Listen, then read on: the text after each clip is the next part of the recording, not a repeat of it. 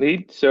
Hello everyone. We can get started here. Welcome to today's installment of the ICOMOS Africa Region webinar series, which is introducing different international scientific committees within ICOMOS. Today, we'll be showcasing the work of ISCARSA, which stands for the International Scientific Committee for the Analysis and Restoration of Structures of Architectural Heritage, often referred to as the ISC for Heritage Structures. My name is Evan Spear. I'm a structural conservation engineer based in Vermont here in the US, and I am a member of ISCARSA. Today's webinar is brought to you both by ISCARSA ICOMOS Africa Region and ISCARSA to learn and discuss some of ISCARSA's involvement in heritage restoration work across Africa. I'd like to thank my colleagues who have been working behind the scenes to help make today possible.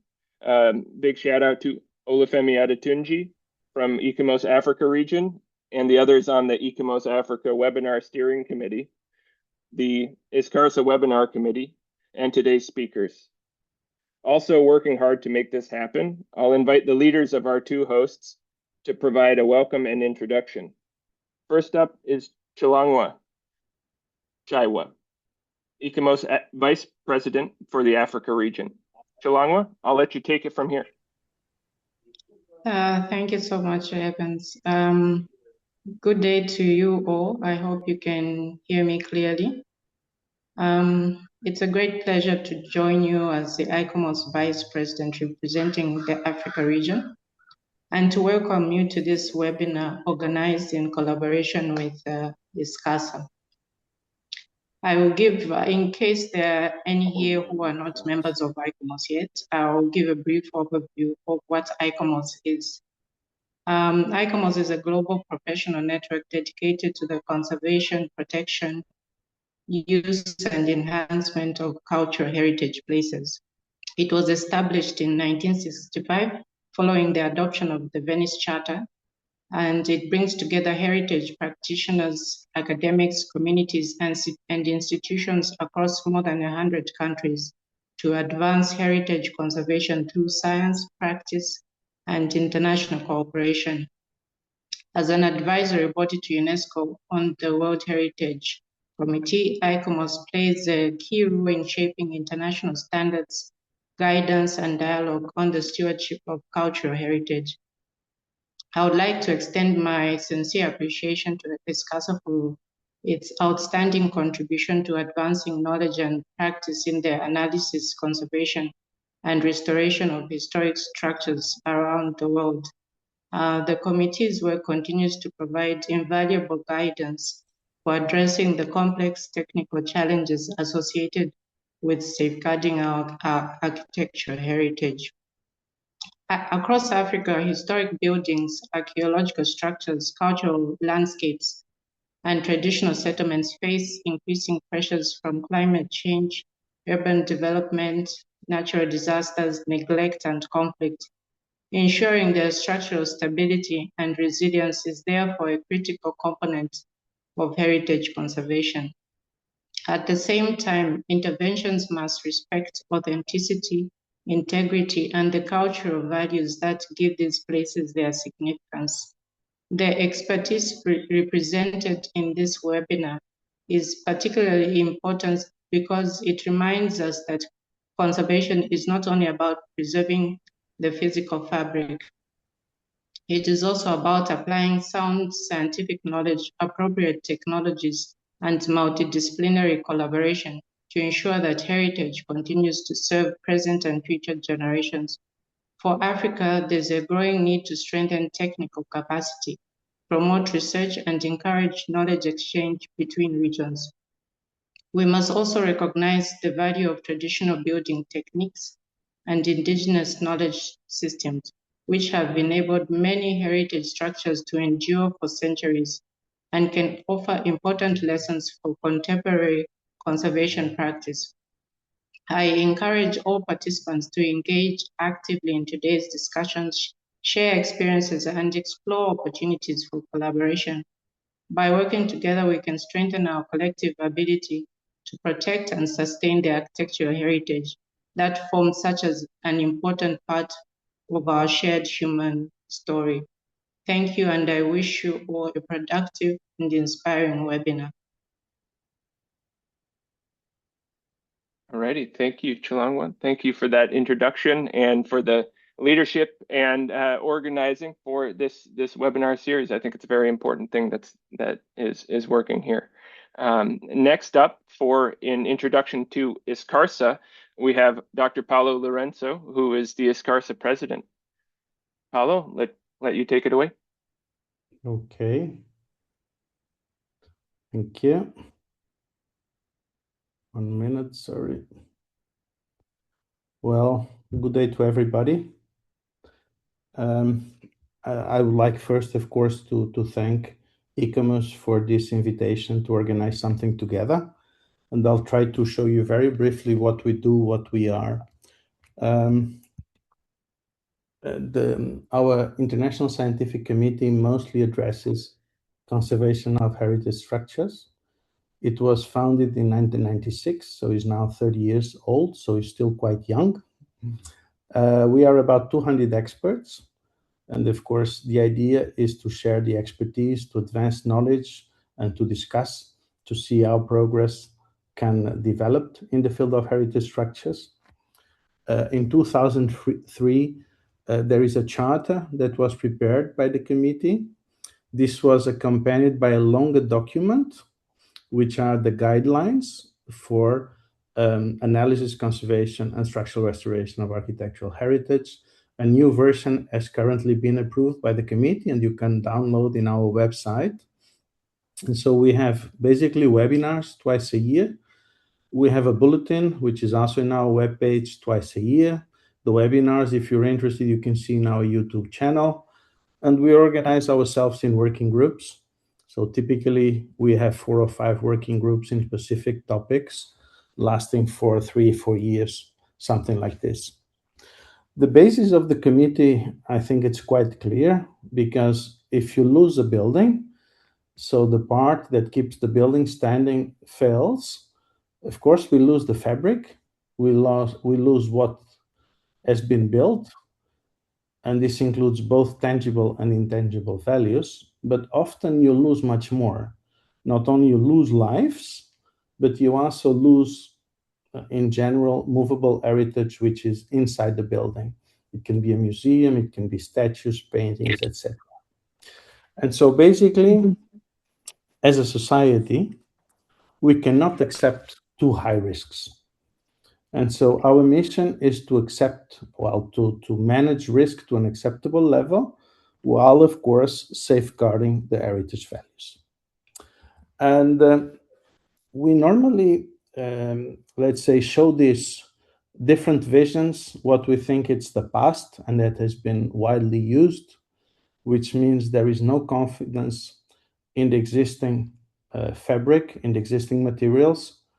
And there's a lot of confidence in modern materials and technologies that often engineers, technical architects, which are not trained in the field, assume.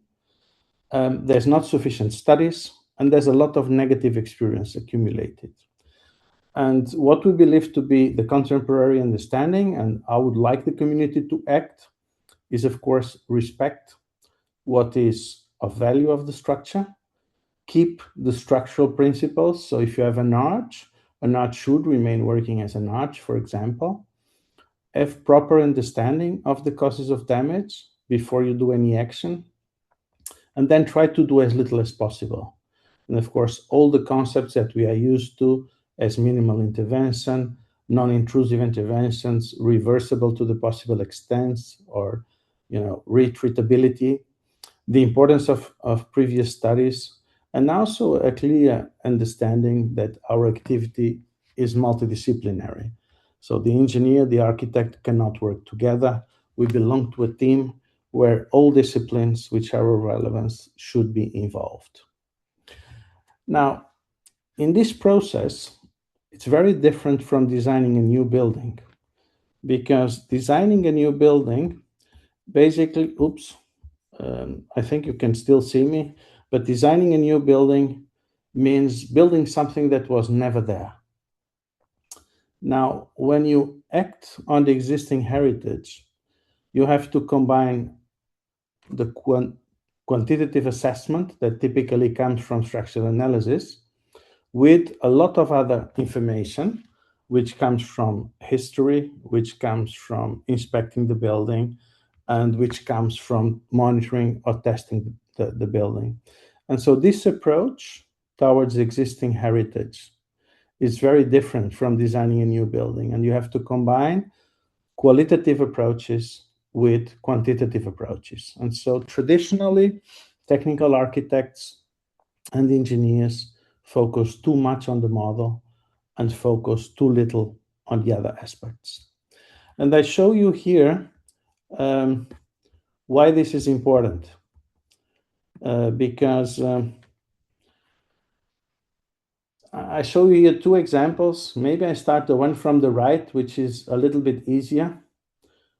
We normally state that a lot of the existing buildings designed maybe before the codes and maybe in masonry, they rely a lot on geometry.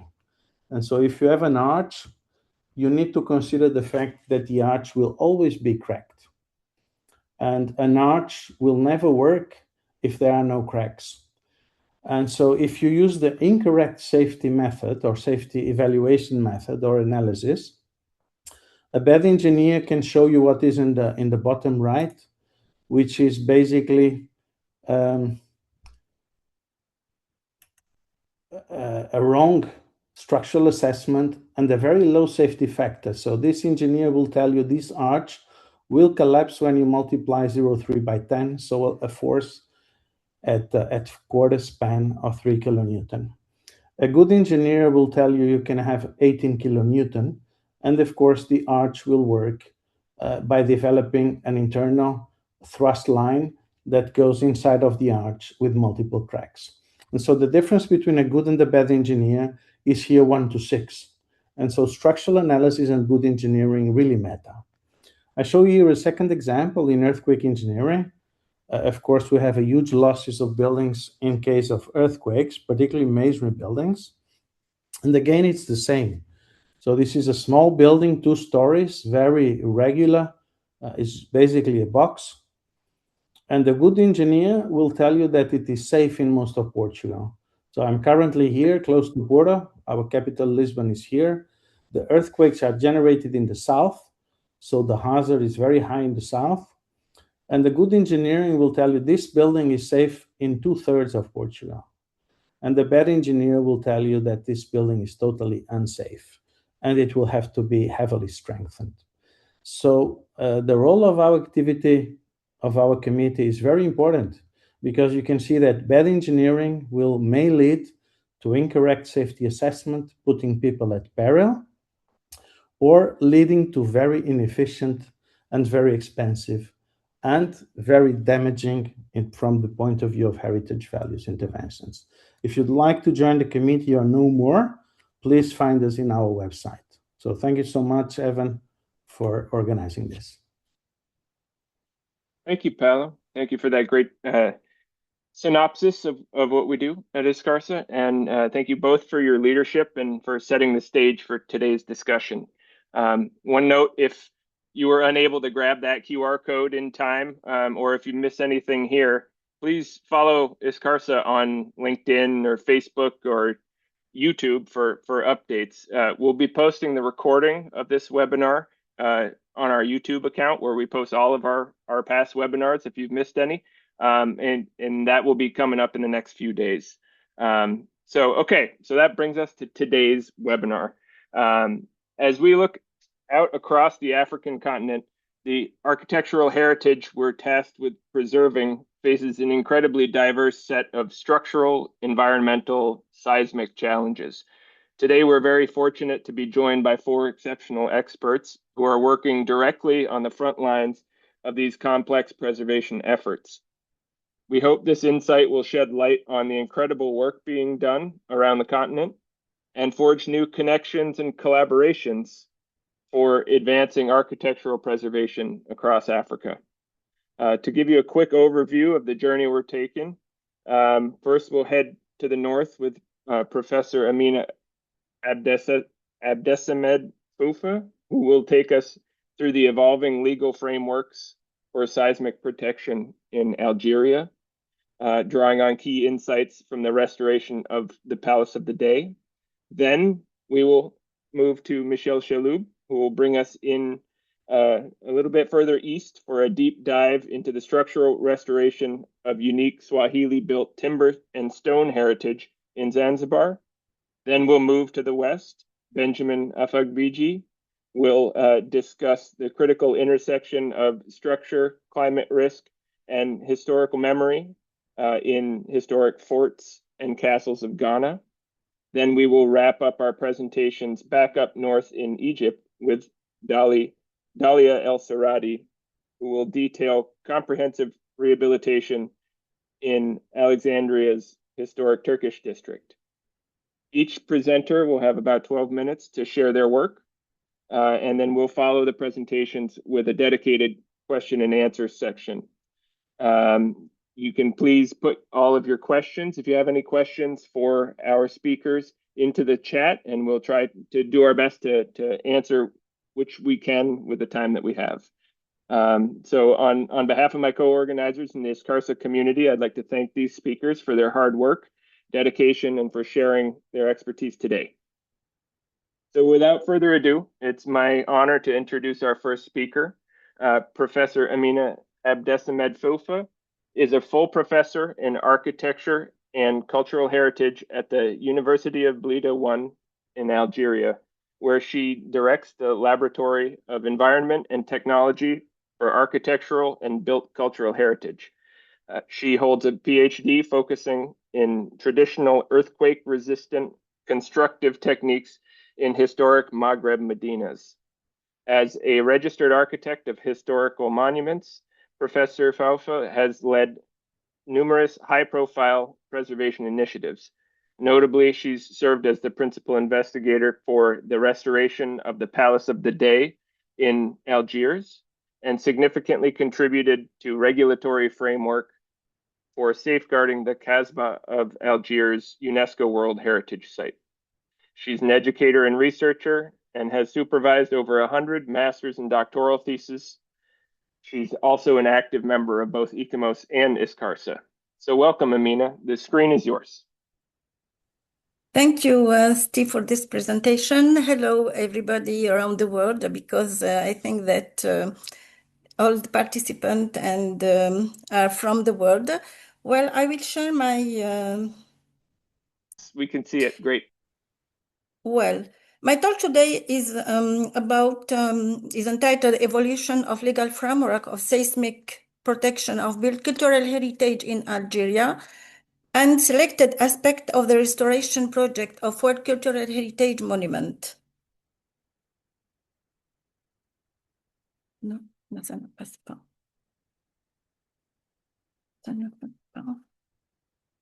I have a problem with my... Yes, my presentation is organized in two parts. The first one is the presentation of the evolution of legal framework of seismic protection of built cultural heritage and strategic and infrastructure in Algeria. And the second part is the presentation of some aspect of restoration project of the Palace of the Dey. Well, in Algeria, the legal protection was originated during the colonial period when conservation efforts were only limited to the archaeological remains. But following the independence in 1967, the ordinance was promulgated to regulate heritage protection, excavation, and classification of historical and natural site and monument. During the time between the 1967 and 1998, the legislative instrument devoted to the protection of restoration and cultural heritage was enacted in 1989. It was the first legislative instrument devoted to the protection and the restoration of cultural heritage in the recent time. And the normative framework have been elaborated by a range of institutional actors extending from the Ministry of Housing to the Ministry of the Interior, where the latter having issued during the 2024 the law on disaster risk management and the decree in 2025, 2025, the decree, the law in 2024 and the decree in 2025, which is related to the structural reinforcement plan. So the cultural heritage in Algeria is thus managed by three ministries: the Ministry of Culture, the Ministry of Housing, and the Ministry of Interior. Well, now I will present the first law, which is the law 1929 of 1919. On land use planning and urban development, which was devoted to the legal framework for the protection, rehabilitation, and sustainable management of historic fabric. It is organized, or it's contain two instruments. The first one is the Master Plan for Land Use and Urban Development, and the second one is the land occupation. The land use plan. The first one integrate the existing urban fabric into designed urbanized sector regarding all aspects of the building, such as the height, the urban form, and the architectural harmony. The second one, which is the POS, detailed rules governing rehabilitation, restructuring, renovation, and development intervention within a specific urban district. This law improves structural resilience for long-term sustainability, aesthetic quality, and living conditions of historical urban fabric, and to promote the preservation and enhancement of existing urban environment. Later, the Ministry of Culture established the law 1984, which is the actual, which aim to define the cultural heritage of the nation, and it established the general principle governing its protection, safeguarding, and enhancement, and determine the condition of their implementation. This law is constituted by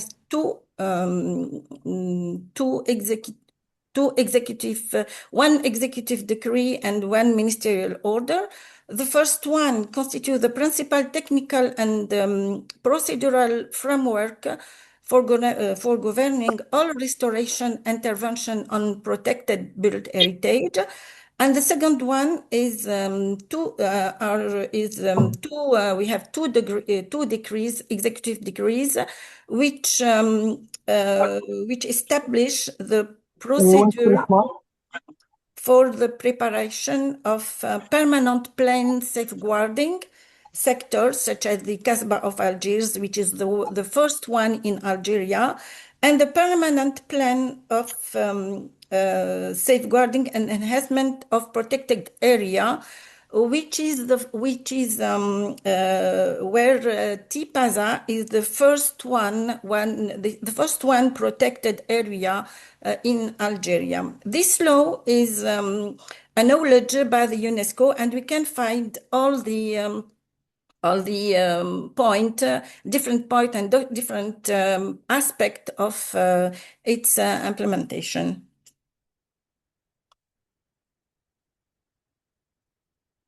Recently, and during this last time in 2004, the Ministry of Interior established the revision of the law of disaster, the law of disaster risk management, which was a revision of the law 2004, and this new law established the first legal framework to protect strategic infrastructure and heritage assets from disaster risk using vulnerability assessment. It also prioritize the structural reinforcement plan and multi-sectoral governance at both the national and local levels. It thereby established a proactive approach to disaster risk reduction and the long-term safeguarding of this critical asset. This law is constituted by different and several articles, but for the cultural heritage and strategic infrastructure, we have 5 articles, and after that, during the last year in 2025, an executive decree was established to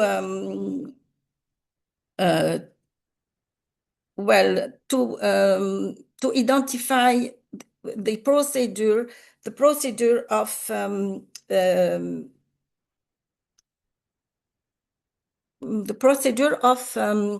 the preparation of the plan of reinforcement aimed to protect the built cultural heritage in order to preserve it to the future generation and to protect it for the country. Well, here are the different details or the content of the different article. The articles number 6, 27, 28, 61, and 62, which are all devoted to the protection and the preservation of the built cultural heritage and also of strategic building. The first one, the Article 6, is one of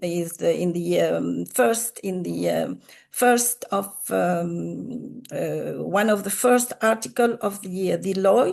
It has the role to identify heritage preservation as a core objective of disaster risk management, establishing the prevention, preparedness, and risk reduction measure aimed not only to minimize disaster impact, but also to support sustainable development and safeguard national heritage for future generations. The Article 27 introduces the General Seismic Risk Prevention Plan, which may set additional procedure for inspections and assessing the seismic vulnerability of pre-code strategic buildings and heritage assets to guide their rehabilitation and improve their resilience. The Article 28 identifies the ministerial institutions such as the Ministry of Housing, the Public Work and Water Resources, which must develop programs to assess the seismic vulnerability of pre-code strategic buildings and infrastructure. They also have to identify structural deficiency and carry out necessary retrofitting to improve seismic safety, responsible for developing the relevant program. The next article, the 61, defines the various factors to be taken into consideration for strategic buildings and built heritage, such as sensitivity, location, age, construction characteristic, and other relevant parameters in order to assess their vulnerability and to protect them from disaster risk. The last article, which is the 2062, is propose how to establish prioritized structural reinforcement program based on vulnerability assessment to preserve strategic and heritage building and infrastructure with priority given according to heritage value and level of risk.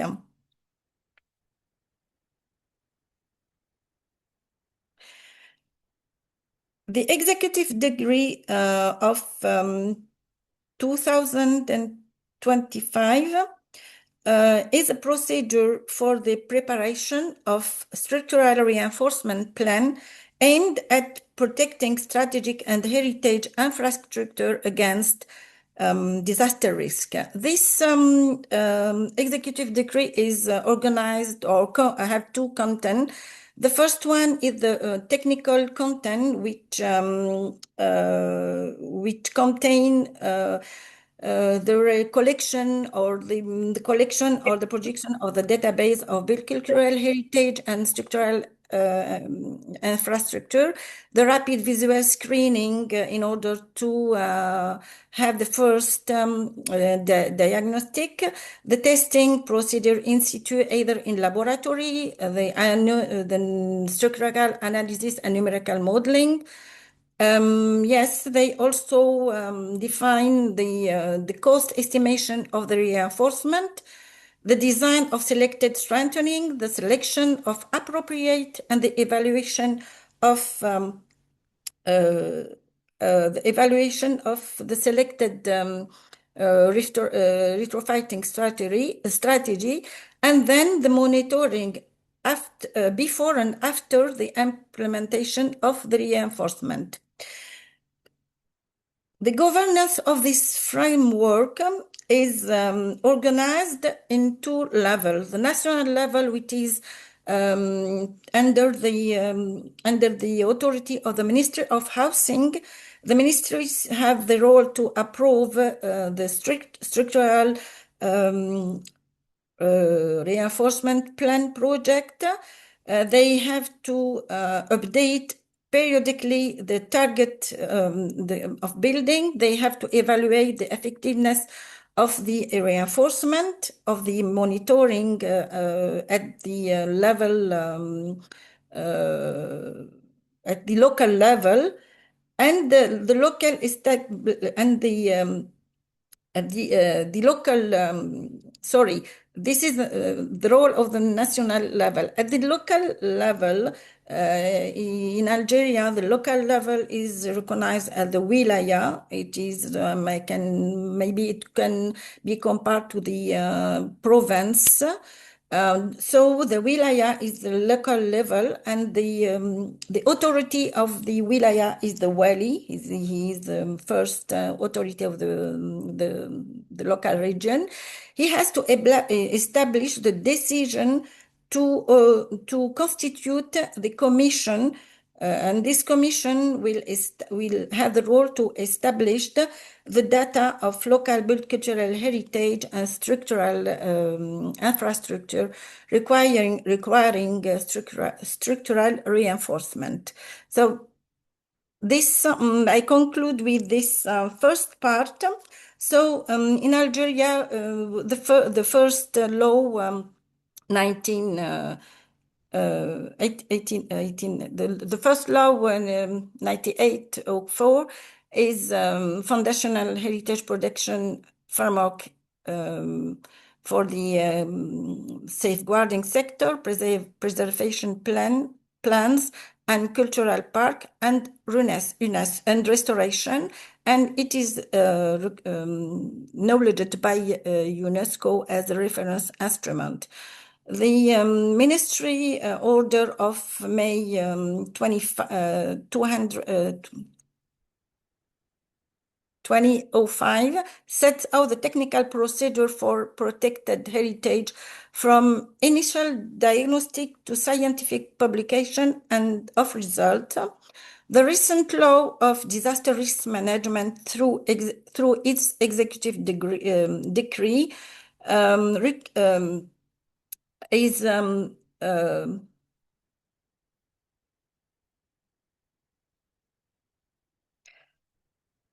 from the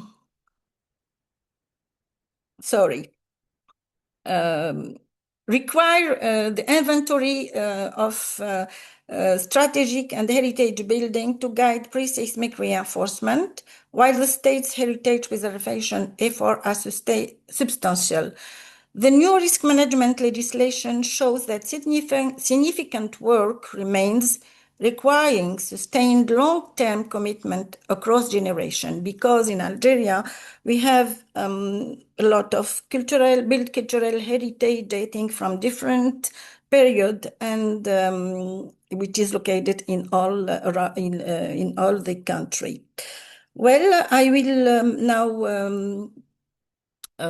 go to the second part of this presentation, which is the presentation of different aspects of the restoration project of the Palace of the Day of the Kasbah of Algiers. Well, the Palace of the Day is one of the most emblematic historic monuments of the citadel of Algiers in Algeria. Since the 19th century, it served as the political, economic, and financial set of power of the Regency of Algiers. It was initially it was constructed as a Janissary military barrack built since the 16th century. It was subsequently transformed into the Dey's Palace, following the uprising of the early 19th century, and the building was erected on part of the fortification walls and walkway of the citadel. The restoration of the Palace of the Day was carried out by a multidisciplinary team comprising architects, engineers, archaeologists, technicians, and skilled craftsmen. The project was undertaken under the supervision of an architecture office and directed by a heritage architect accredited by the Minister of Culture as the project manager. The restoration works extended over a period of 7 years. The project is scheduled for official acceptance next week, inshallah, prior to its inauguration on 5 July 2026. Well, this slide shows an ancient map or card of the Kasbah of Algiers, where the citadel is located on the top of the city. Here we have the citadel, which is a military building composed of several buildings, such as including the Palace of the Day, the Palace of the Bey, the Powder King, the Mosque of the Mosque of the Day, and other buildings. And here we have the Palace of the Day built against the wall, the city walls, and the battery, which is recognized here by the letter C, and the palace with letter A and B. The A represents the great part of the palace, and the B is another part, which is the women apartment. Well, during the colonial period, the military army demolished the battery and the city wall and the palace, and this is the the picture which shows the actual situation of the citadel. So through the time, the palace was occupied by different during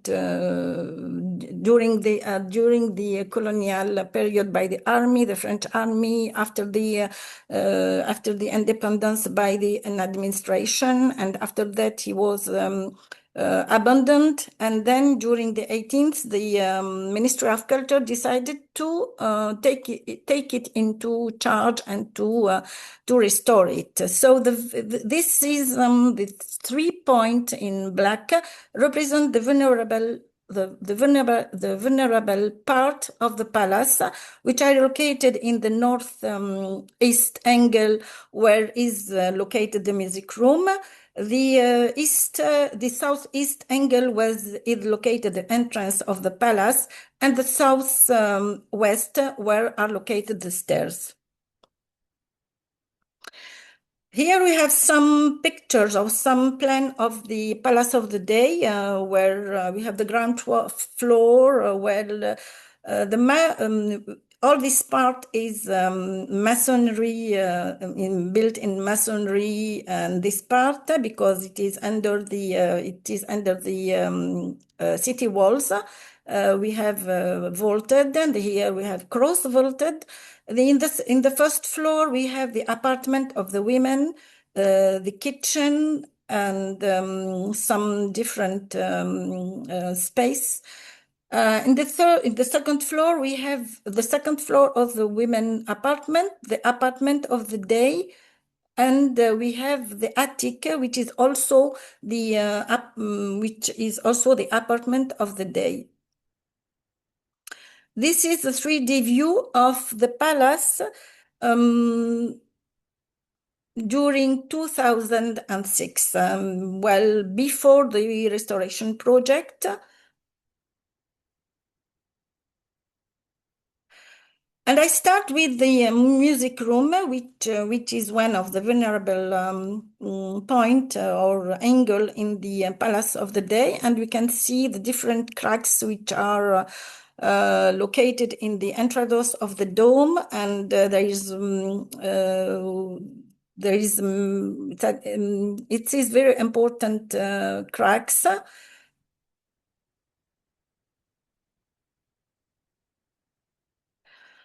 When we see that the compressive truss line lacks adequate restraint from a vertical element such as a wall, as the wall was destroyed during and through the time, the forces or the compressive forces of the dome induced all the cracks, and here we can see the remains of the city walls which were destroyed, and we can and this picture was taken through these windows, which is closed now, which was closed now during the project restoration. This picture date from the 2001 maybe, or 2006. I don't remember the time where I took this picture. And when we are here in the inside the room, inside the music room, we understand that the city wall was the strengthening of this part of the palace. So we used this solution of strengthening two metal reinforcing buttresses in order to improve the structural stability of the dome of the music room.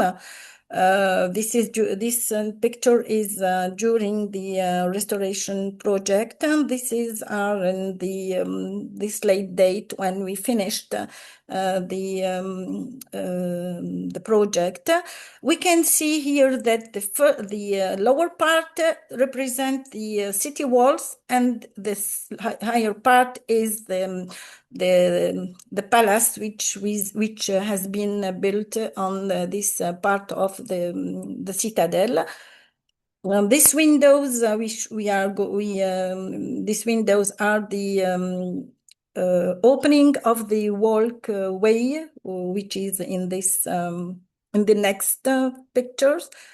Here are the different pictures of this facade, and here inside the this space is the QG of the military of Algerian military. So we cannot it is not public. So the military is the QG of the military is next and surrounded the Palace of the Dey. This is the covered walk. And these are the windows that shown in the opening. Sorry, that we have seen in the picture before this one. Well, the other angle is the facade of the entrance of the palace, where the problem happened during 2006.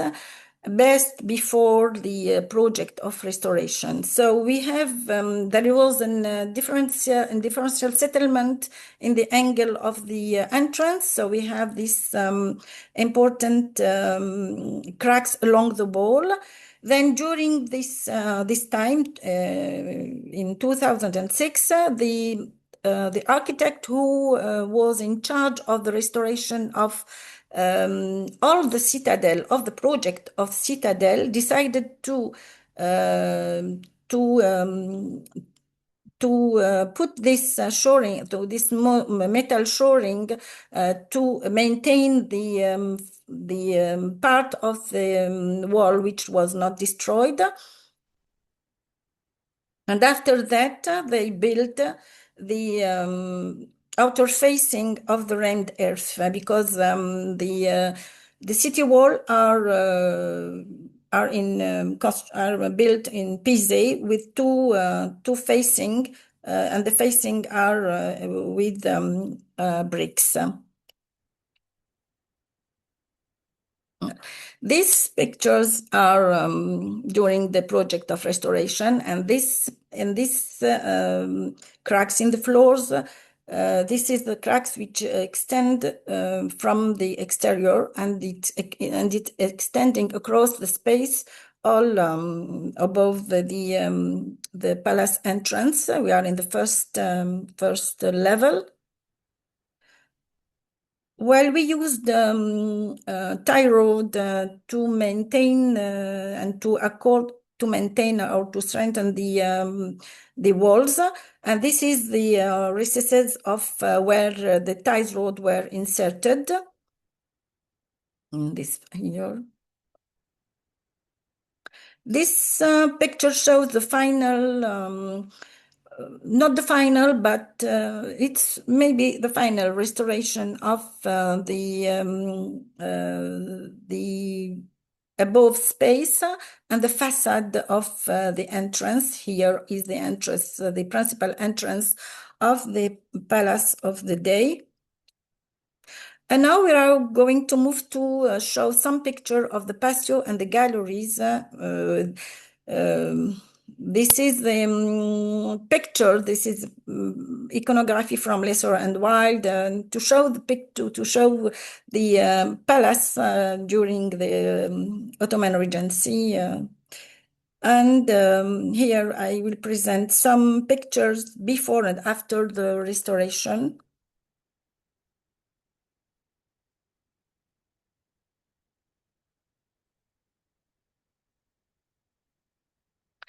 Here we have restituted the corbelling, which was in front of the kitchen, which was destroyed.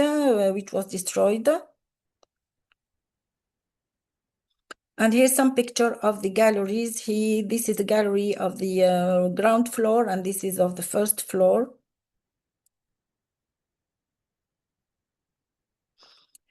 The kitchen during the restoration.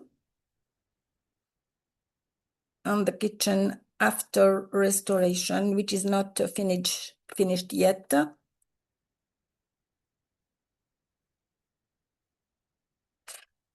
And I conclude with this paragraph. The experience of the palace restoration project served as a training platform for local craftsmen, especially those specializing in woodwork, metalwork, ceramics, and traditional brick making, enabling the transmission and reinforcement of valuable skills and techniques while contributing to the preservation of artisanal know-how associated with historic buildings.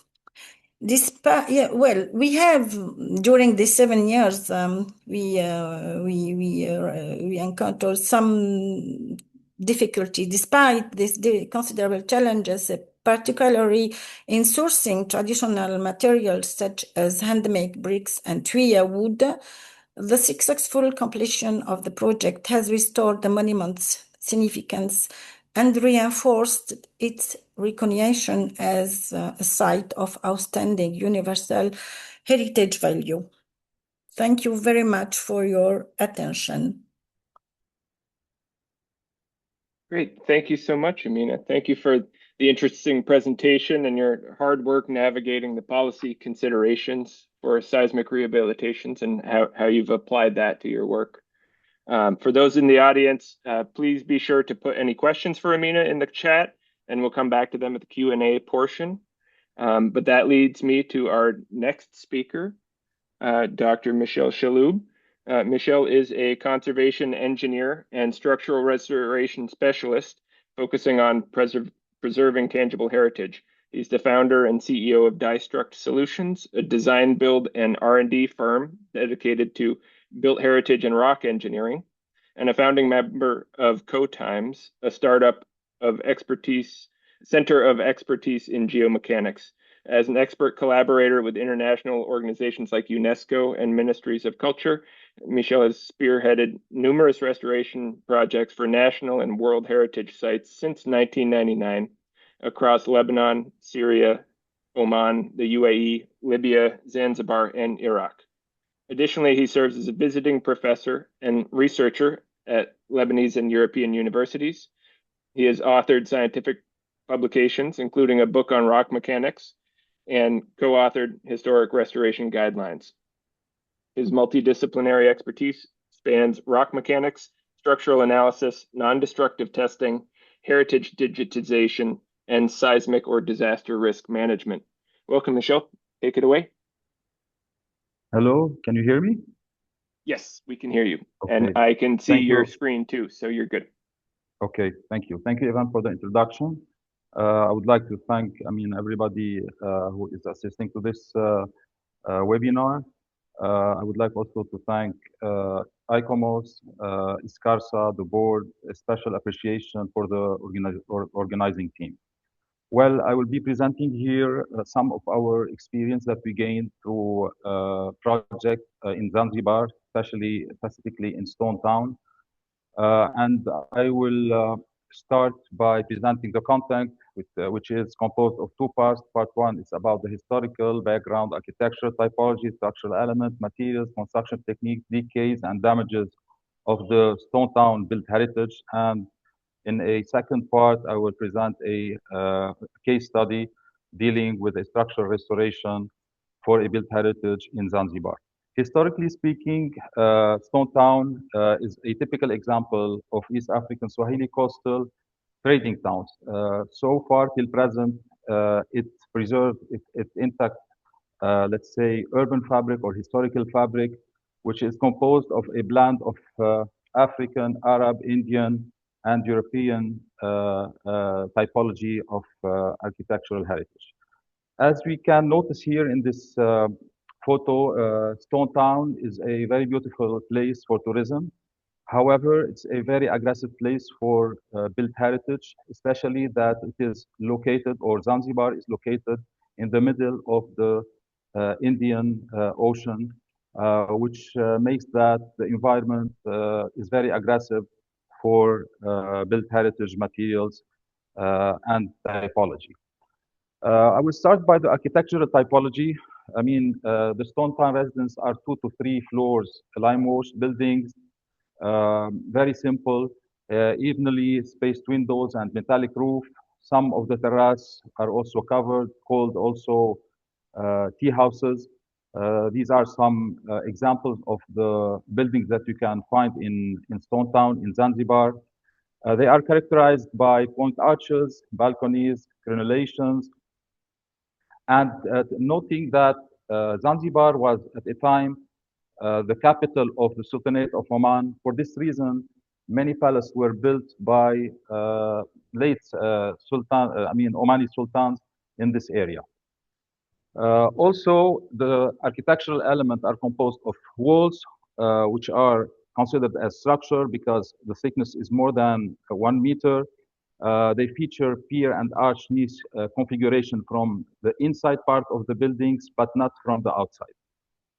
It's also common to find piers covered with Arabic low arches inside the wall, especially in the patio areas.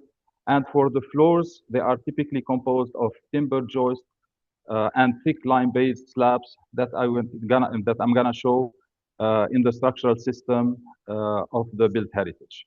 Moving to the structural system, materials and decay, it is worth mentioning that the structural elements like walls are built in coral stone tapia and lime-based mortar, and they are plastered with a lime-based material. Here we can see let me just put my laser pointer. Okay, so this is a typical, scene that you can see in Zanzibar, where the walls are identified by typical tapia coral stone. Plastered here, we can notice the plaster that was implemented in a later stage, which is a bad intervention. And because of the capillarity and the humidity, plaster was like detached and decays were launched through this process. For who don't know about the coral stone is a porous stone. It is a lightweight stone. It is very good for acoustic properties, but not for mechanical properties. And this is very problematic in the whole Stone Town architectural fabric. For the foundations, we are talking about a continuity of the wall, usually with the same thickness and with the same material, going deep down for 2 to 4 meters, usually, especially depending on the height of the building, on the number of floors, for each architectural built heritage there. As for the slab, we have a typical slab called the Boriti jointed slab, which consists, as you can see here, of a wooden joist covered by multi-layer of limecrete or fine aggregate. Sometimes the slab reaches like more than 50 to 60 centimeters of thickness, which makes a very heavy load on the boritis themselves that will lead to a sagging and a pressure on the walls. Here I can illustrate the typology of the boritis. Sometimes the infilling material is exposed or plastered or lime-based, and here we can see the typology of boritis that they are usually used in this kind of slabs. In other configurations, we can identify some composite slabs. It means like steel beams with wooden planks, and here you can notice the very good example of that sagging of the slab that was in a later stage reinforced with steel beam. I will move now to the decays. I will present first the foundation decay. As you can notice here, we conducted a lot of testing, sonic testing, for example, endoscopies on walls and foundations. And all of these tests led to a significant presence of voids in the foundations. Also, visual inspection can reveal this kind of voids inside the mass of the foundation, which also conducted us to go for some grouting in terms of consolidation of these foundations. For walls, I mean, the built heritage in Zanzibar suffers from multiple parameters of, let's say, inadequate intervention. For instance, here we are showing the plastering, the cement-based plaster that was added in a later stage of, I mean, the building construction, and this plaster is directly over lower strength lime-based mortar, which is like an incompatibility, which represents an incompatibility of materials between cement-based and lime-based material. Also, the humidity is very common there, the capillarity also. So you can notice the growth of biological colonization, and because of the humidity and the washing of the mortar, salt migration causes deterioration of mortar, consequently a loss in the mechanical capacity of the structural elements. Other damages the other type of damage that can be observed also is the cracks, the in-plane cracks, and the out-of-plane deformation represented by bulging or tilting wall, which necessitates like intervention, temporary intervention for stabilization, like the introduction of tie rods or the lateral shoring that you can see that it is illustrated in these photos. Well, another typology of damage or excessive deformation of slab, it is not just related to the slab. Yes, I mean, the slabs are decayed here or with an excessive sacking. However, this phenomena launches what we call a notch effect, and this will impose lateral loads on the walls, which will also conclude by what we call the out-of-plane deformation of these walls. So this is one of the most current or common cases that you can, I mean, find in the Stone Town architecture built heritage, and need to be treated not just for the slab but also for the walls. I move to the timber elements. Timber elements are common also. The balconies are usually composed of wooden columns and also wooden beams. Here you can see the typology of decays that you can notice at the base, for example, of the column, or the crack that you can notice here in a structural beam.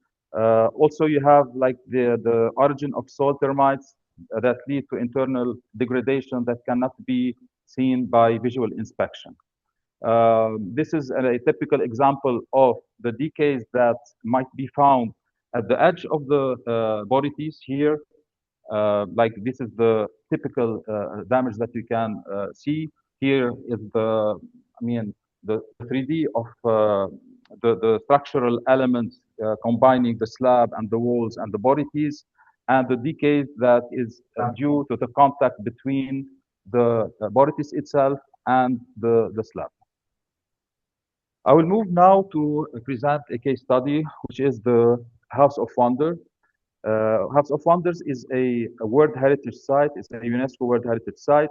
As you can notice here, it is composed of multiple typology of materials and structural elements, starting by the walls, the iron columns, the balcony area, also wooden floors.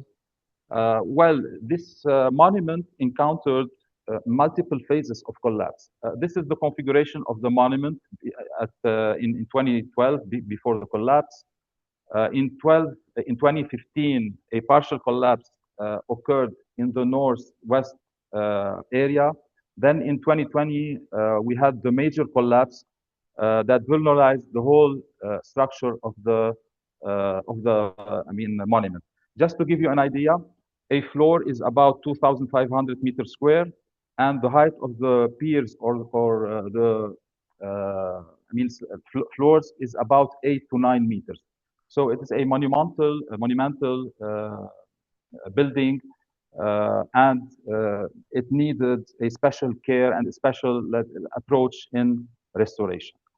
Just also to present the different areas of the House of Wonders, it is composed of a central core, which is also composed of 2 layers of walls starting with 1 meter to 1.7 meter of width, and an internal area, which is the patio, and an exterior area, which is the balcony. And here you can see some views from the room area, the balcony area, and the patio area. And the typology of materials are diversified: the typical coral stone or tapia coral stone, the cast iron columns. And this building was constructed around 1883 by a marine engineer, a British marine engineer. So starting by the approach, first we had to stabilize or secure the building. If any work will be done inside this building, it should be secured. We had, like on the north facade, a very vulnerable wall, so we had to stabilize it temporarily. For this reason, we implemented a solution of cables to stop the possibility of tilting outwards, and a system of rackers, wooden rackers, to also avoid the rocking to the inner side of the building. Here I'm showing you the system after installation, the system of cables from the inside part of the building, the rackers, also the confining system or the sandwich system that will hold the wall and will connect it to the cables. Thanks to this system, we could remove the temporary shoring that was implemented right after the collapse, and we could conducted multiple restoration work on the foundation levels, wall levels, and slab levels. The second step was to conduct a testing campaign. A full testing campaign was prepared and elaborated for this building. We started by the operational model analysis or the experimental dynamic identification of this building.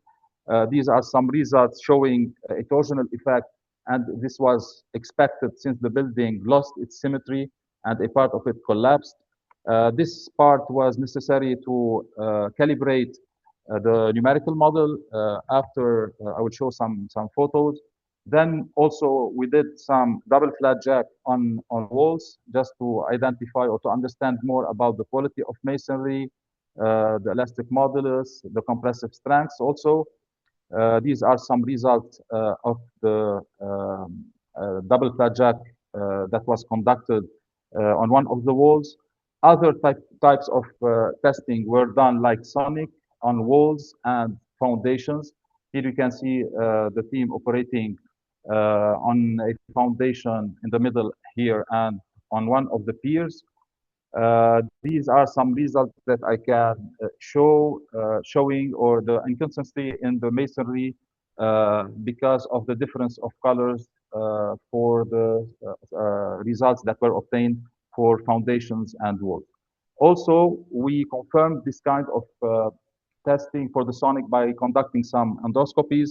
And as you can see, a lot of voids exist inside the walls that confirm that a certain intervention should be done for the foundation in the mass of the foundation or in the mass of the walls. Other tests also, like hardness test or Smith-Hammer on concrete, were done. Chemical test on the mortar also, and several other tests that I will not present here. For the wood, it was necessary also to conduct some resistograph test on borites, on stairs, on wooden elements, to also identify if there is a void inside these elements or not. Thanks to this test or campaign of tests that we conducted and the 3D digital survey done for this monument, we moved to the structural analysis or the numerical model. So from scan to BIM, we developed a beam model, a Revit model that was also projected in the in a finite element model for the structural analysis. And due to this analysis, we could conclude that, for instance, the foundation needed some increase of capacity because the building will ensure a different, let's say, use. It will be transformed in a museum. However, the past, it was like a residential area for the Sultan. So an increase of the capacity led us to opt for an extension of the foundation. We didn't opt for any like micropiling or piling solution because it was like very invasive, it will not be easily reversible, and so on. So we did this kind of extension. We used the GFRP reinforcement. Here you can notice the connection between the existing foundation and the new foundation. The new foundation is a lime-based concrete. So we did a lot of mixes for to get, I mean, the most suitable mix that will ensure a certain compressive strength. Here you can notice the injection that was done inside the foundation with a low pressure technique. I will move to the construction of the walls. The collapsed part were reconstructed also with the same technique, ancient technique, coral stone and lime mortar and tapia technique. So here you can notice also that we used what we call the climbing scaffolding, a very customized one. And for this purpose, before conducting the whole system, we did a mock-up in order to understand how the construction should be done. And for this purpose, a capacity building was also done, covering the construction technique, the testing of the building itself for the local community of Stone Town and Zanzibar. Moving to the third step, it was decided also to reinforce the surface of the walls. So we opted for the TRM system using the glass fiber reinforced polymer mesh that were connected from both sides of each pier and wall with stainless steel 316L connectors. So here you can notice the reconstructed part and the reinforced part after we finished the restoration of this collapsed area. I will move to the third or fourth step in the consolidation. As we noticed also that this building suffered from what we call the flexible floor. So no rigid diaphragm was present in this building. For this purpose, we decided to go for connecting the walls and the piers all together in a unified displacement. So we introduced, we didn't introduce, we repeat, we reconstructed these steel beams that were simply supported to the walls. However, we introduced the L angles and we connected, as you can notice here, the L angles to the beams, also to the walls. And in a second photo, you can see here that this is a horizontal section of the wall, tapia technique, which is also connected. The two slabs from both sides of the wall were connected by threaded rod and also by tie rods between two walls. I will move to the refurbishment of the cast iron columns. The collapsed cast iron were recast again in a factory in Pakistan, and the existing one were sandblasted and painted in order to regain as much as possible the initial, appearance of the column themselves. Moving to the last part, which is the peripheral beam in the balcony area, precast system were also done in order also to respect the mechanical initial configuration of the beams at the balcony area. Here we can notice the cap, the column cap that will receive different beams from different directions of the balcony. And as a final result, you can see like the reconstructed area, the columns refurbished here, the caps installed at the top of the column, and the beam connecting the whole system of columns. Thank you for your attention. Thank you so much. Alrighty, great. Thank you, Michel. Thanks for the insight into the thorough sequencing of testing and work on such fascinating projects. Quick reminder to the audience, please place all of your questions for our presenters in the chat. I see a lot of discussion there in the chat with some answers being sent right there. We hope to have the time for the Q&A at the end, but it's good to have those questions be answered and that discussion while we're going. So next up, we head from Zanzibar all the way over to Ghana. Our next presenter is Benjamin Afagbiji. Benjamin is the head of monuments at the Ghana Museums and Monuments Board. As a conservation architect, his work centers on structural conservation, disaster risk management, and the climate resilience of cultural heritage. He holds risk management training from Ritsumeikan University in Japan. Benjamin has directed and supported major preservation initiatives at Ghana's UNESCO World Heritage forts and castles, managing condition assessments and stabilization projects linked to the heritage of the transatlantic slave trade. Utilizing multidisciplinary community-centered frameworks, his research focuses on safeguarding coastal structures against climate change and environmental deterioration. He actively promotes international engineering collaboration and sustainable heritage management across Africa. Welcome, Benjamin. Over to you. Thank you so much, Ivan. So I'll be presenting on conserving the forts and castles World Heritage property in Ghana, structural vulnerability, climate risk, and the heritage of the transatlantic slave trade. Next slide, please.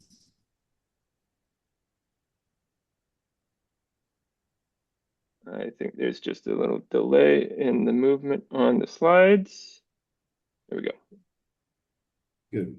So the outline of my presentation is I'll be doing an introduction to forts and castles, talk about structural and environmental challenges, existing gaps in Ghana's climate change adaptation policy, climate risk to the forts and castles World Heritage property, as well as strategic priorities for conservation. Next slide.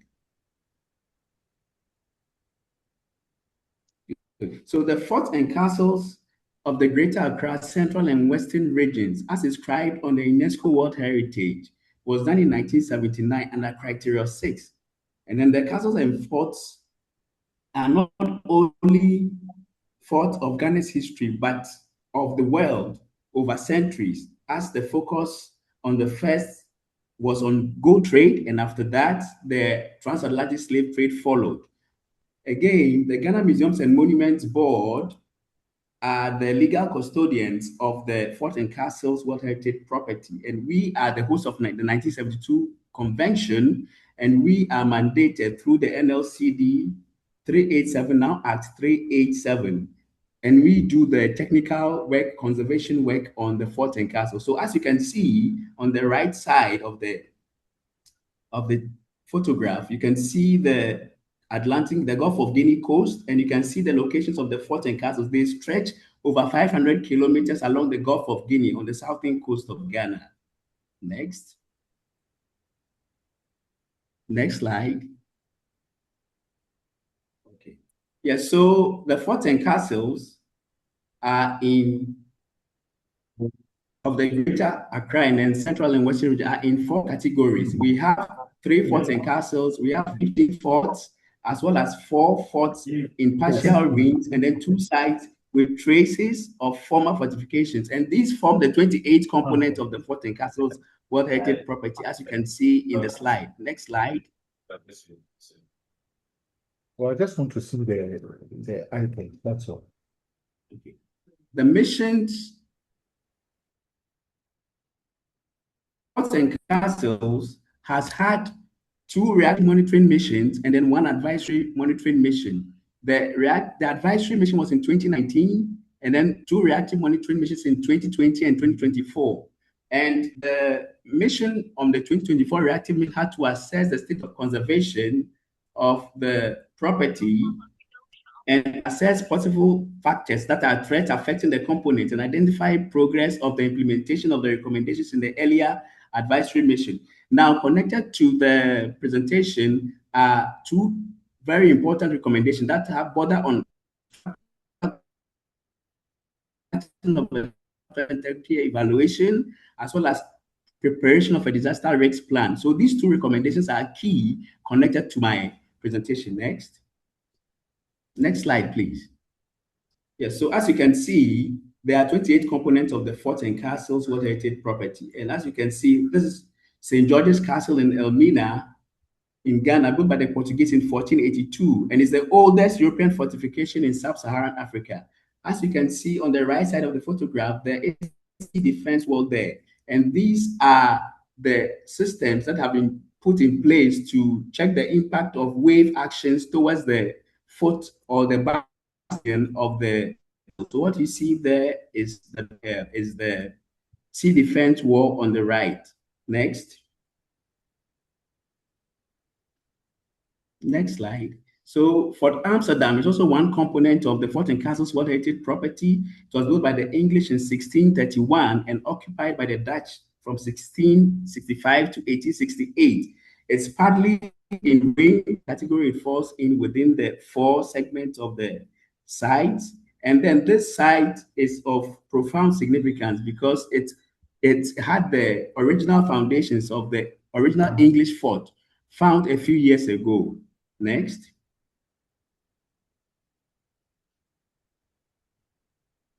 And this is Fort Bartenstein in Boutre.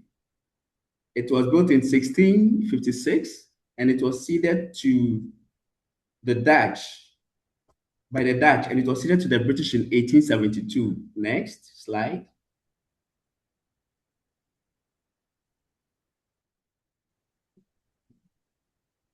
Okay, so social and environmental challenges of the site include coastal erosion threatening foundations and sea-facing walls.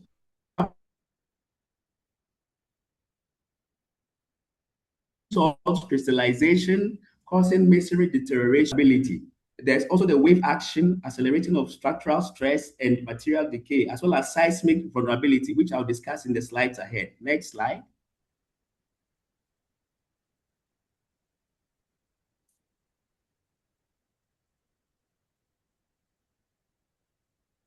Okay, so another important site is the Cape Coast Castle. And as you see in the photograph, on the right side where I'm showing the cursor, there is a wall, sea defense wall built there because the sea wave actions were going not into the structure, hitting into the structure, and then causing a lot of corrosion on the cannons on that section of the fort. So that sea defense wall was built there to stop the sea wave aggression on the fort. Next slide.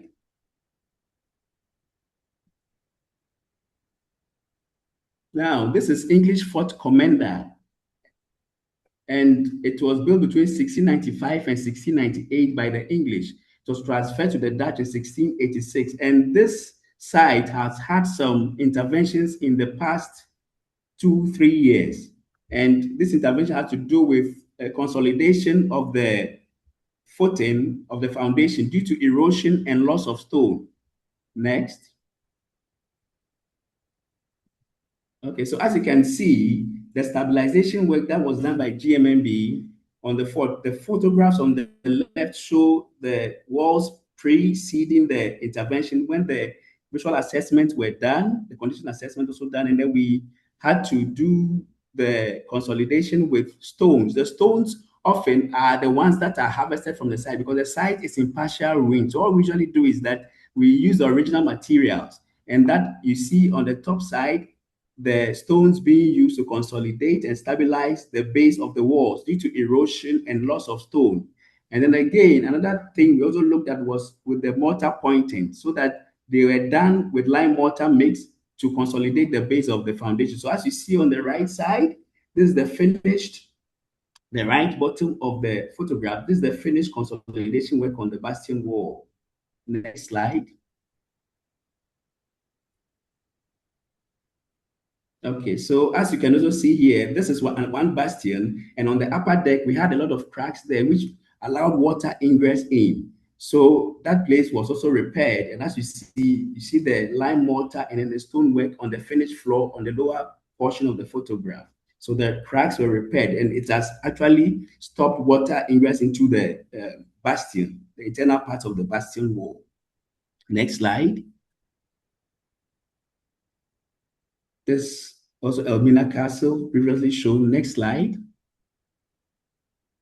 Okay, so the Elmina Castle, these are some pathologies in the interior of the castle that we have worked on also. You see the corrosion, wooden, these are the timber floorboards inside that were also damaged due to rainwater infiltration, as well as corrosion of the cannons on the upper deck of the bastions. And then we also have the door latches, the metal of the door latches also corroded. And these are some of the things that we experience due to the saline environment and then the coastal environment. So these are some of the pathologies that we have at the site that we repair and maintain. Next slide. Okay, so this is Fort Prinsenstein. It's a Danish fort built in 1784, and it's the fort that is farthest the Volta in Ghana. It's the only fort in that zone. And as you can see in the photograph below, there's mold growth rising damp in the place due to the atmosphere and the place. And then this fort has also suffered a lot of damage from the onslaught of the ocean over years. So a sea defense wall was built, and after the wall was built, it has stopped that aggression, but we still need to deal with the issues of climate change. Next slide. Okay, so at the same fort, what you see is the propping of a fractured arch of the fort in October 2025. And on the right side, you can see some powdery elements in the photograph on the floor. What it means, what we found out was that during our assessment was that the stone and then the bricks are getting powdery. So it is a process through the salt crystallization that has caused that decay. So we are working on analyzing those parts of the materials of the fort and then find the corrective measures to implement. Next. Okay, so with seismic vulnerability of the fort and structural vulnerability of the fort and castles, one major vulnerability has to do with earthquakes.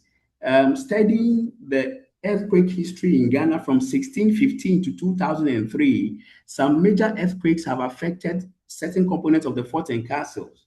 And what we see here on the left is the geology of the southern coast of Ghana, and then the stone morphology there. And then on the right side, we see the history of earthquakes from 1615 to 2003, ranging from a magnitude of 4.4 to 9.5. And the red bold circles show the places where the earthquake affected. So looking at the history of this, it means that in the disaster risk plan, we should be looking at addressing these vulnerabilities of the risk to structural damage from earthquakes. Next slide. Okay, so looking at that, the Ghana Building Code was revised a few years ago, and then the code adapts international standards such as the ASC 7, AISC 341. And then the code covers seismic design zones and structural requirements. That's the design and detailing of seismic force resistant systems, as well as for buildings and structures. The code recognizes historic structures and allows variances for repairs and stabilization when necessary to preserve historic character. Next slide. However, there are gaps in the Ghana Building Code. There's no dedicated chapter section that addresses methodology or guidance on seismic assessment, seismic strengthening, or seismic retrofitting of historic buildings and cultural heritage structures. Specifically, the code lacks heritage-specific assessment procedures, conservation-based retrofitting principles, heritage risk classification, seismic vulnerability assessment framework, as well as emergency stabilization measures. Because these elements are missing from the code, we need to update it and then attend to these things concerning heritage. Next slide. Again, based on the aforementioned, we have to work in Ghana to develop national guidelines for seismic retrofitting of heritage structures. And these guidelines should be based on ICOMOS ISCASA principles for structural restoration, as well as ICOMOS guidelines for risk preparedness. We also need to conduct seismic vulnerability assessment, prepare heritage disaster risk management plans, because the National Disaster Management Plan of Ghana makes it clear that all municipalities and districts should have disaster risk plans, not only for heritage. So we need to work on these things, and also establish a national heritage seismic inventory, and also introduce heritage impact assessment requirements into the system, as well as revise the Ghana Building Code. A future edition of the code should include a dedicated chapter on seismic assessment and retrofitting of historic buildings and cultural heritage. And I think that these are things that the Ghana Museums and Monuments Board has picked up from the existing code that we have to work on. Next slide. Okay, so the existing gaps in Ghana's climate change adaptation policy. Now, the National Climate Change Adaptation Policy addresses energy, infrastructure, natural resources, agriculture, food security, and disaster preparedness. There are currently no dedicated climate adaptation strategies, risk assessment frameworks, or resilience measures specifically addressing historic buildings, monuments such as the forts and castles, and World Heritage properties. And there are also no national climate change response policy for built heritage in Ghana. Next slide. So, under climate risk for the forts and castles, the main threats include sea level rise, floods, extreme rainfall, windstorms, and landslides. These have been scientifically proven from research, and these are the things that the Climate Change Resilience Adaptation Plan for Cultural Heritage will be addressing. Next. Okay, so under sea level rise, the Ghana's coast showing vulnerability index and tidal gauge data. In the photograph, as we see here, we can see the southern coast of Ghana and then the extent of vulnerability, as well as the linear trend model for monthly mean sea level rise. And it was captured to be 50 mm a year. So that's the rate that was captured by this study. And it's something that the resilience and then the policies for climate change adaptation for heritage will be looking at addressing. Next slide. Okay, so climate change and coastal heritage. Sea level rise poses a major long-term threat to the coastal monuments. Extreme rainfall events intensify water infiltration and erosion. It's the major problem with the forts and castles. It has to do with water infiltration into the core, and that has been the problem, accelerating decay of stone, timber, and all the elements of the forts and castles, which are mainly stone, timber, as well as masonry bricks, and then metals. And then high humidity contributes to biological growth and salt migration. The molds we find on the wall, as well as rising damp, is accelerated by humidity levels also. And then lime mortars and masonry are vulnerable to changing environmental conditions. And climate adaptation is now essential to heritage management. It's something we are working on urgently. Next slide. Okay. So in line with the aforementioned, we are having, there's a project which has been facilitated by the National Commission for UNESCO of Ghana. And then it's called the K Heritage Climate Action Project, which is a Korean Ghana Heritage Climate Action Project. And it's specifically designed to address the growing threats posed by climate change to 6 selected components of the forts and castles along the coast of Accra. And this project is scheduled to be launched in August 2026, which is not far from now.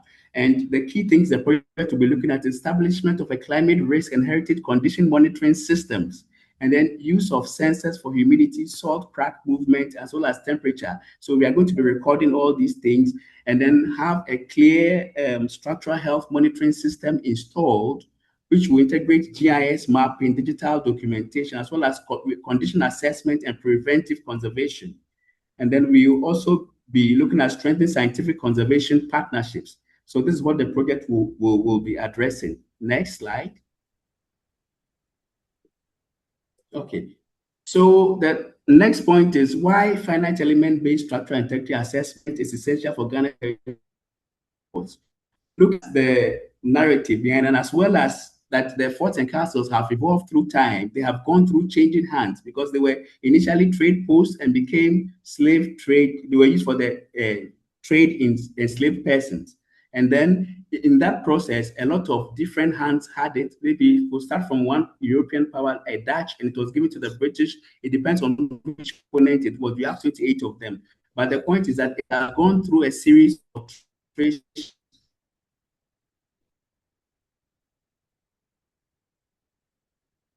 And looking at the process, issues that it needs to address so that we can have a clear scientific basis for the interventions that will come out of the structural integrity assessment.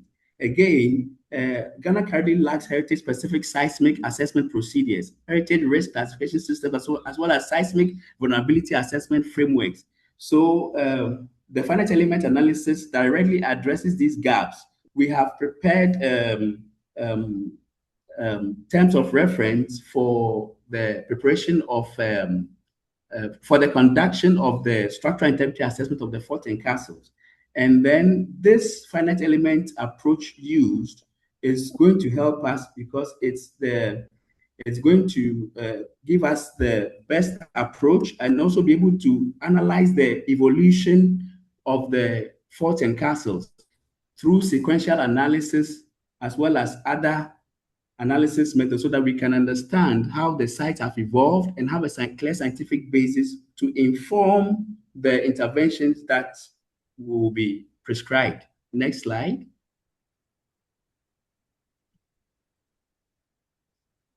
Okay, so another important thing that happened in Ghana in the past week has to do with the global framework to document a 19-point global framework on reparative justice because the United Nations picked up and accepted the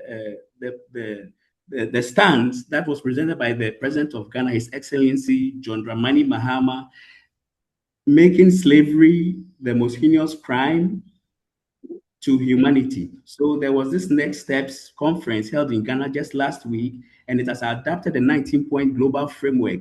And in that light, the conference has called for the preservation of the forts and castles across Africa and the Caribbean as enduring memorials to the victims of slavery and as tools of combating historical denialism. So in this aspect, we are working on aligning the conservation to the frameworks for reparation so that the sites, the forts and castles can benefit from funding as well as climate resilience packages. Next slide.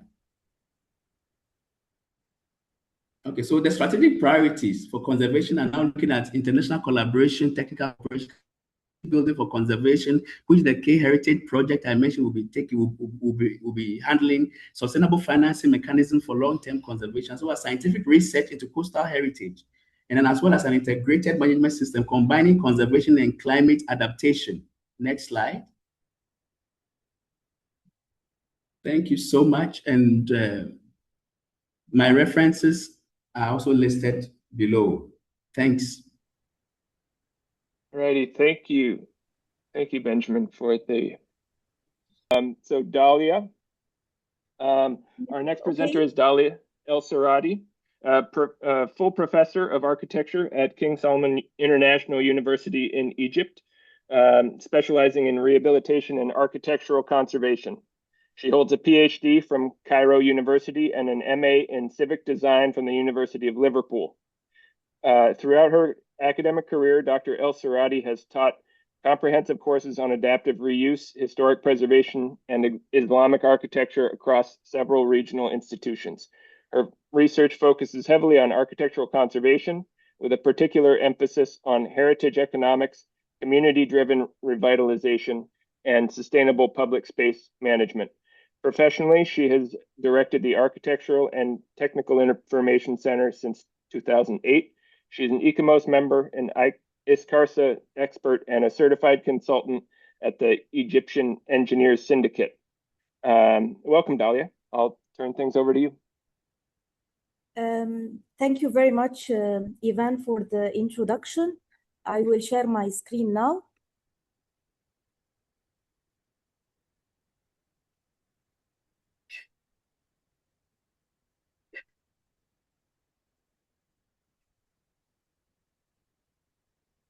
Is my screen showing well? I think it is the wrong window. We're seeing your Zoom internet browser. So if you can switch which screen. Okay.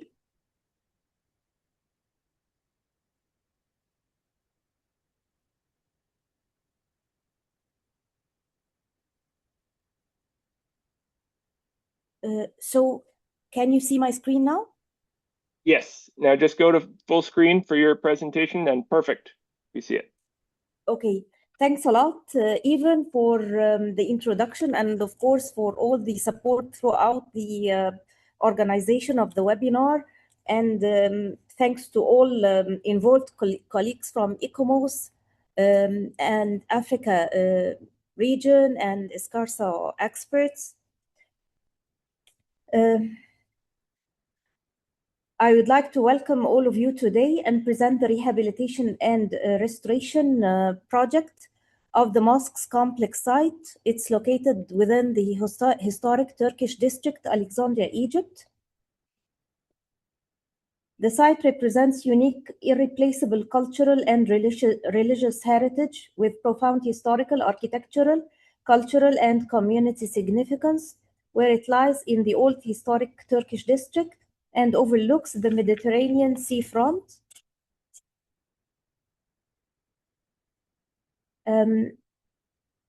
The mosque's complex heritage site is considered an architectural and religious anchor in Alexandria, as it comprises several important and significant mosques, including El Mursi Abu al-Abbas Mosque, which is upright.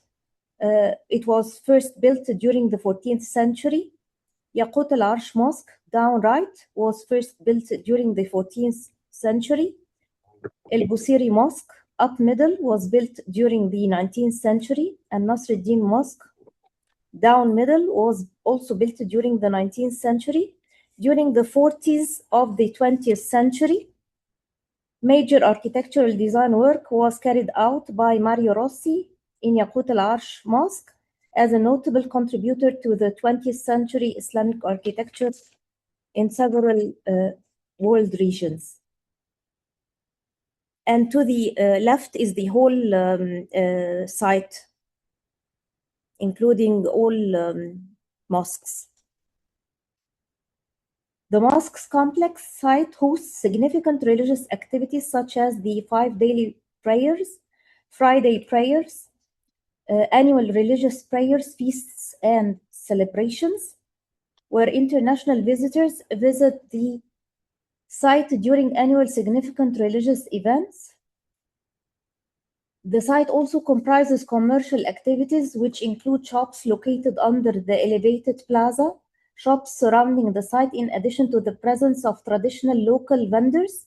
Also, entertainment activities and installment of temporary children's swings is carried out during religious feasts and ceremonies. As you can see highlighted in the provided images, in such an event, it becomes really crowded. Site assessment and documentation first highlighted fragmentation, underuse, and circulation conflicts where issues were urban and operational. Not only physical deterioration, the main exterior square was neglected, underused, and not fully integrated with the ceremonial approach. Other plazas, open spaces were disconnected from each other and from visitor circulation sequence. Shops under the main internal elevated plaza require rehabilitation and restoration work, as it was this elevated internal plaza was added to the site in the 80s of the 20th century. So it's quite newer than other monuments, but it's integrated within the site. Pedestrian movement was irregular and uncomfortable. Parking spaces and drop-offs were insufficiently organized within the religious commercial precinct. Unorganized vending also affected site experience and visitors' movement.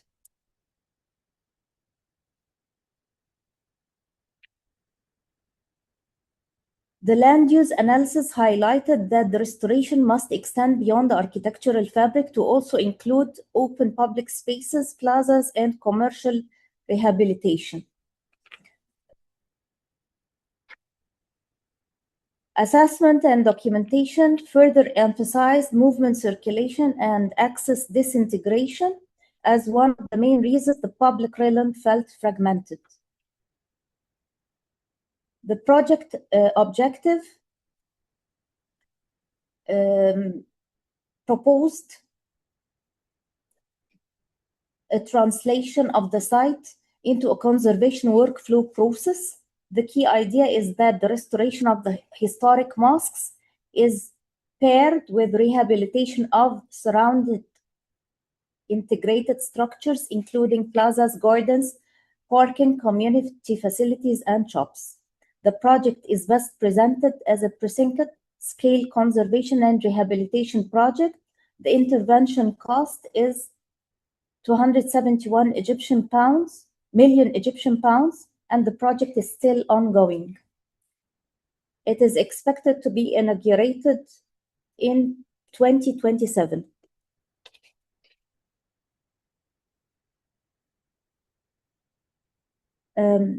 This is the design team's conceptual logic, which is not necessarily a universal interpretation of Islamic architecture. The design philosophy is based on numerical symbolism, especially the numbers. The concept references 7 heavens, 7 earth layers, and repeated Quranic mention of number 7 in spiritual progression.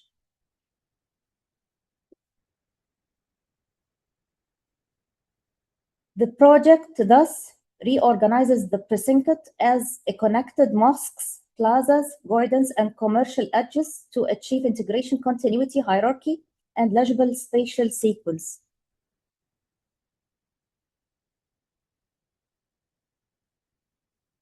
The project proposes a clear structure for the detailed site analysis and includes 6 zone area analysis diagram. Zone 1, exterior main square. Zone 2, first main entrance and Abu al-Abbas Mosque Plaza. Zone 3, El Busiri Mosque Plaza. Zone 4, Yaqut al-Arsh Mosque Plaza and second main entrance. Zone 5, main internal elevated plaza where shops structure underneath is rehabilitated as well. Zone 6, Nasreddin Mosque Plaza and new commercial structure. The proposal thus expects that zoning decisions produce an elevated visitor better experience. Within the project implementation, first, external restoration. Facade works included facade cleaning and restoration, removal and replacement of decayed stone, domes and minarets restoration, including cleaning, treatment, roof works, dismantle all tiles and insulation, crack consolidation, including wall plastering, stonework restoration, and gap filling, plaza stone and marble cleaning and replacing all damages, and creating pedestrian cultural pathways reflecting historic spirit. Second, internal restoration of prayer halls, repainting walls, conservation of windows and doors, etc. Clean and restoring ornaments, stucco ornaments to original vibrancy, rehabilitate underground commercial spaces. Third, infrastructure works include restoring water supply network, rehabilitation of underground sewage and drainage systems, restoration of electrical network, installation of fire safety system and fire extinguishers.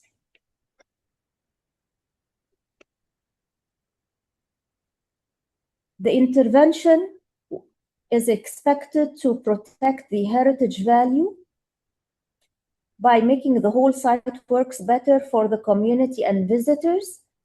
Conservation success, of course, depends on ongoing management and maintenance, not only the restoration, rehabilitation, and installment of new structures. Community and capacity building is achieved through technical skills training, including traditional craftsmanship, workshops and structural assessment training, institutional strengthening, including heritage management workshops and local community development, direct participation in restoration and rehabilitation activities, heritage conservation awareness raising, sustainable religious tourism, and economic benefits. References include the project consultant's documents, interviews with the project manager and project engineers, Turas Institute for Development, in addition to personal research and site images. I would like to thank Professor Paulo Lorenzo, ISCARSA President, Dr. Shilangwa Chaiwa, ISCARSA Africa, Mr. Evan Spear, and all other ISCARSA colleagues for their coordination and organization efforts to make this webinar true today. Thank you so much. Great, thank you, Dalia. Appreciate that, and thank you for the insight into those fascinating work being done on your projects. Excellent insight into your hard work and making sense of the difficult climate risks that we're facing right now. And so I recognize that our initial intent was to have a 90-minute webinar. We're a bit over that due to the complexity of a lot of these topics that we're talking about and the very fascinating presentations that we've had. So what I know we've had a lot of discussion in the chat about with some of the questions folks have had for presentations. So what I am thinking to propose for everybody's time here is that we're able to continue this conversation on social media. We'll be putting posts up on LinkedIn about this webinar and pulling all these speakers into that. I think that might be a good way to continue this conversation, also recognizing that we did go a little bit over and we will be sharing this presentation as well with everybody. Would that sound like a good resolution to continue this Q&A and continue these conversations beyond the point of this webinar and extrapolate that out so that we can keep talking about these difficult and the challenges we face and how we can collaborate. So I want to thank everybody again, thank all the speakers for their fabulous presentations and their hard work. And thank you for ICOMOS Africa to bring this webinar series together and for inviting ISCARSA to be able to share some of the work that we do. Alrighty, well, thank you, everybody. Have a great day. Thank you for all of you. Bye. Thank you very much. Thank you so much, Ivan and Professor Paulo. Bye-bye. Bye-bye.